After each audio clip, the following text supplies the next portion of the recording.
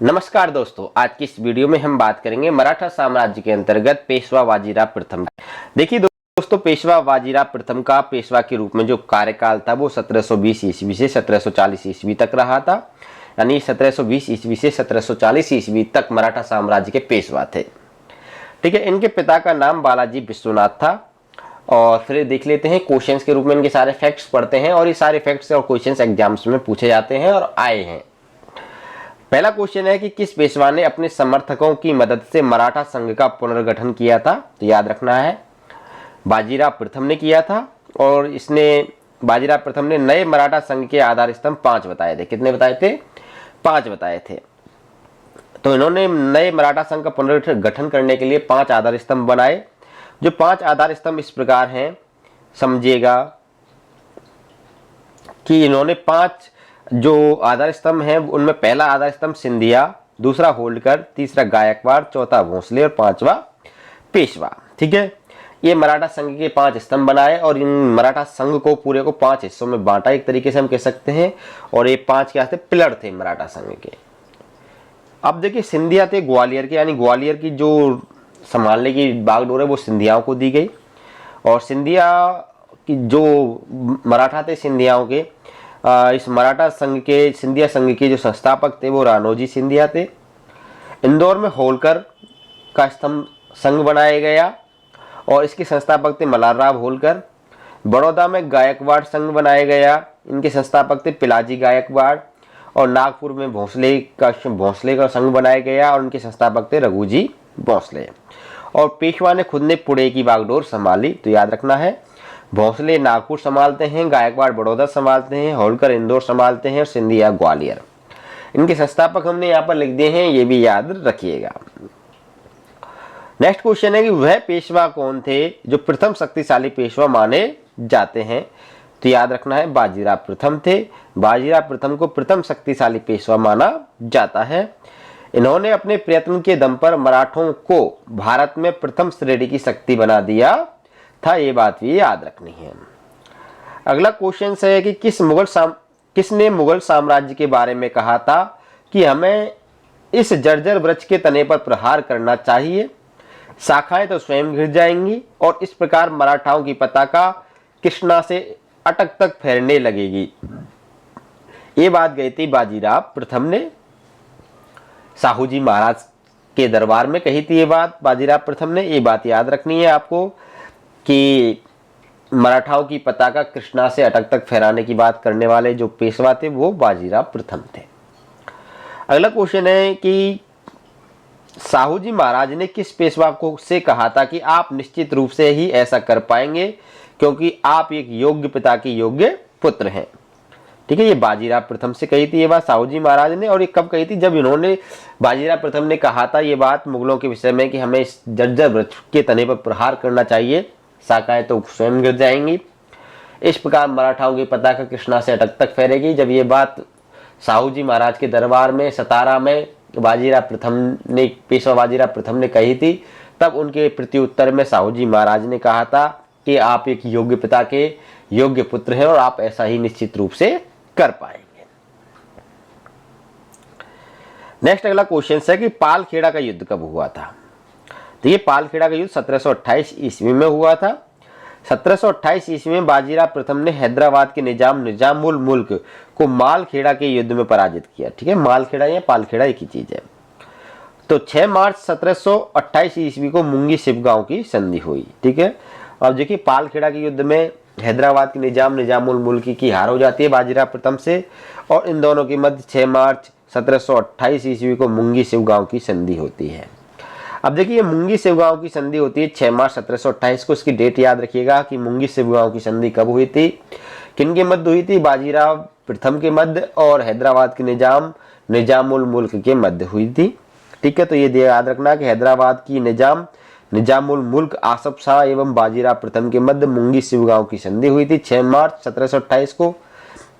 संधि की शर्तें क्या क्या थी, ये बात याद रखना है। संधि की शर्तें थी कि साहूजी महाराज को जो हैदराबाद का निजाम है उसने चौथवा सरदेशमुखी देना स्वीकार किया, संभाजी द्वितीय को सहायता न देने का वचन दिया और विजित प्रदेशों को लौटाने का वचन दिया। इस संधि से दक्कन में मराठों की सर्वोच्चता स्थापित हो गई थी और मुंगी शिवगांव की संधि में निजाम ने साहू को मराठों का एकमात्र नेता मान लिया था। ये सारी बातें मुंगी शिवगांव की संधि के अंतर्गत हुई थी। अगला क्वेश्चन है कि मराठों ने उत्तर भारत के किस प्रदेश में सर्वप्रथम पैर जमाए थे? तो याद रखना है, तो मराठों ने उत्तर भारत के सर्वप्रथम जो पैर जमाए थे उत्तर भारत में, वो मालवा में जमाए थे। फैक्ट्स देखिएगा कि दिसंबर 1728 ईस्वी में धार के निकट अमझेरा के युद्ध में बाजीराव प्रथम के भाई चिमनाराम अप्पा ने मालवा मुगल सूबेदार गिरधर बहादुर को पराजित कर मार डाला व मालवा छीन लिया। ठीक है, ये बात याद रखनी है। किसने? चिमनाराम अप्पा बाजीराव प्रथम के भाई थे और उन्होंने मालवा पर अधिकार किया था बाजीराव प्रथम के शासनकाल में। याद रखना है, अमझेरा के युद्ध में मुगल सूबेदार गिरधर बहादुर को उन्होंने मार दिया था। क्लियर पॉइंट हो गई। अमझेरा का युद्ध पूछ लें तो याद रखना है, अमझेरा का युद्ध मुगलों के और मराठों के बीच में हुआ था, जिसका नेतृत्व मुगलों की तरफ से मुगल सूबेदार गिरधर बहादुर कर रहे थे और मराठों की तरफ से चिमनाराम अप्पा कर रहे थे।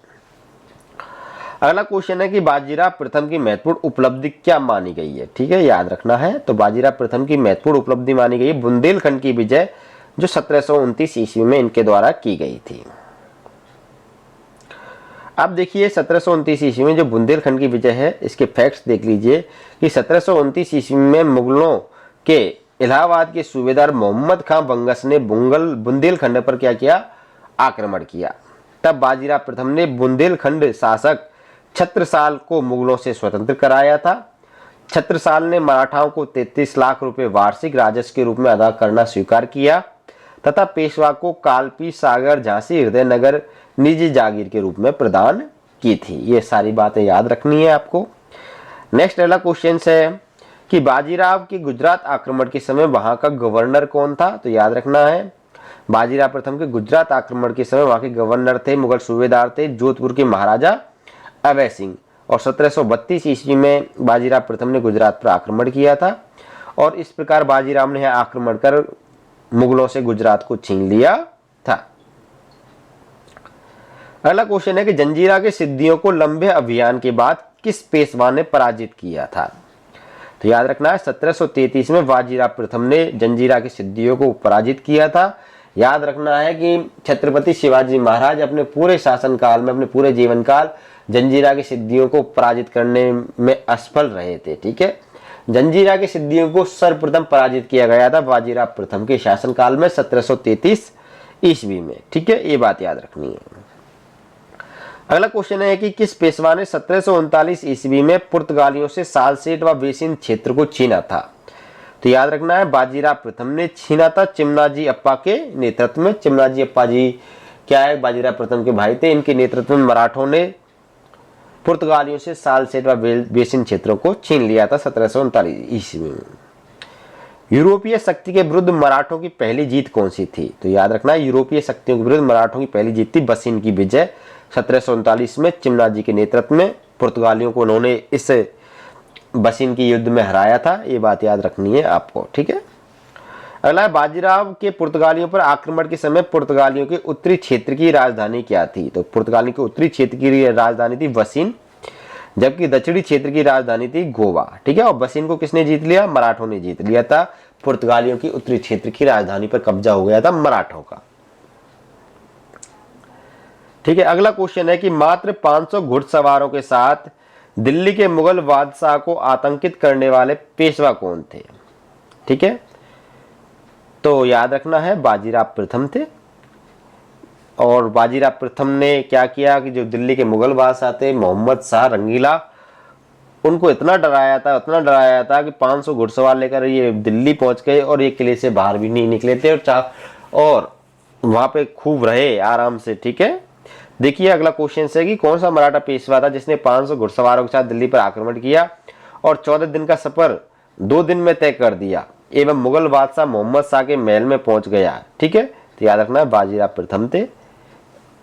याद रखनी है आपको, बहुत इंपॉर्टेंट चीज है ये यहाँ पर कि मुगल इतने यहाँ पे कमजोर हो गए कि मात्र 500 मराठों यानी बाजीराव प्रथम ने 500 मराठों के साथ पूरी मुगल सेना को, पूरी दिल्ली की सत्ता को हिला दिया था यहाँ पर। ठीक है, अगला है दुरई सराय की संधि। ठीक है, दुरई सराय जिसको सुरोंज की संधि के नाम से जाना जाता है, ये 17 जनवरी 1738 ईस्वी को हुई थी और ये संधि बाजीराव प्रथम व हैदराबाद के निजामुल मुल्क के बीच में हुई थी। देखिए, दो पहले मुंगी शिवगांव की संधि हो गई है, अब दोबारा से फिर संधि हो रही है दुरई सराय की संधि, जिसको सुरोंज की संधि कहते हैं, और दिसंबर 1737 में भोपाल युद्ध के परिणाम स्वरूप हुई थी। यानी 1737 में इन दोनों के मध्य भोपाल का युद्ध हुआ। इस युद्ध में निजामुल मुल्क की हार हो गई, फिर दोनों के मध्य में दुरई सराय यानी सुरोंज की संधि हुई थी। ठीक है, इस संधि के अनुसार निजाम ने संपूर्ण मालवा प्रदेश और गुजरात व नर्मदा से होकर चंबल तक के इलाके मराठों को सौंप दिए थे। ठीक है, पॉइंट क्लियर हो गया यहाँ पे। अब अगला पॉइंट से देखते हैं कि शिवाजी के बाद गुरिल्ला युद्ध पद्धति और छापामार युद्ध पद्धति, ठीक है, छापामार युद्ध पद्धति का सबसे बड़ा विशेषज्ञ कौन था? तो याद रखना है बाजीराव प्रथम थे। अगला क्वेश्चन है कि बृहद महाराष्ट्र की स्थापना करने का श्रेय किसे दिया जाता है? इसका सही आंसर है बाजीराव प्रथम को बृहद महाराष्ट्र की स्थापना करने का श्रेय दिया जाता है। अगला है कि किसे लड़ाकू पेशवा के नाम से जाना जाता है? इसका सही आंसर है बाजीराव प्रथम को लड़ाकू पेशवा के नाम से जाना जाता है। अगला क्वेश्चन है कि किस पेशवा ने हिंदू पद पातशाही के आदर्श का प्रचार किया और इसे लोकप्रिय बनाया था? तो इसका सही आंसर है बाजीराव प्रथम ने। नेक्स्ट अगला क्वेश्चन है कि कौन सा पेशवा बुंदेला सरदार छत्रसाल द्वारा प्रदान किए गए मस्तानी बेगम नामक एक मुस्लिम नृत्यांगना महिला के साथ अपने संबंधों की वजह से काफी चर्चित रहा था? तो याद रखना है बाजीराव प्रथम रहे थे और इनके ऊपर मूवी भी बनी है बाजीराव मस्तानी, आपने देखी होगी। नेक्स्ट अगला क्वेश्चन है हमारा कि बाजीराव प्रथम की रखेल जिसके कारण बाजीराव का पारिवारिक जीवन अत्यंत तनावपूर्ण रहा कौन थी? तो याद रखना मस्तानी थी। कौन थी? मस्तानी। अगला क्वेश्चन है कि बाजीराव प्रथम की मृत्यु किस स्थान पर हुई थी? तो याद रखना बाजीराव प्रथम की मृत्यु 1740 ईस्वी में नर्मदा नदी के तट पर रावेड़ नामक स्थान पर हुई थी। अगला क्वेश्चन है कि शिवाजी के राष्ट्र ने उसके बाद सबसे बड़े व्यक्तित्व बाजीराव प्रथम को जन्म दिया, पर उनके जीवन की सबसे बड़ी विफलता क्या थी? ठीक है, तो बाजीराव प्रथम के जीवन की सबसे बड़ी विफलता क्या थी? तो याद रखना है कि मराठा मंडल के संघ का राज्य का सद्भावपूर्ण सहयोग प्राप्त करने में उनकी क्या थी? विफलता रही थी उनका। यानी उन्होंने मराठा संघ तो बनाए थे 5, लेकिन उनका सद्भावपूर्ण सहयोग प्राप्त करने में क्या रहे थे? असफल रहे थे। ये थी दोस्तों बाजीराव प्रथम से संबंधित सभी इंपॉर्टेंट बातें। वीडियो पसंद आई वीडियो को लाइक करिएगा, शेयर करिएगा। आप हमारे चैनल पर नए चैनल को सब्सक्राइब अवश्य करिएगा। ऐसे कंटेंट हम आपके लिए लाते रहेंगे। फिर मिलेंगे नेक्स्ट अगली वीडियो में, तब तक के लिए अलविदा, बाय बाय।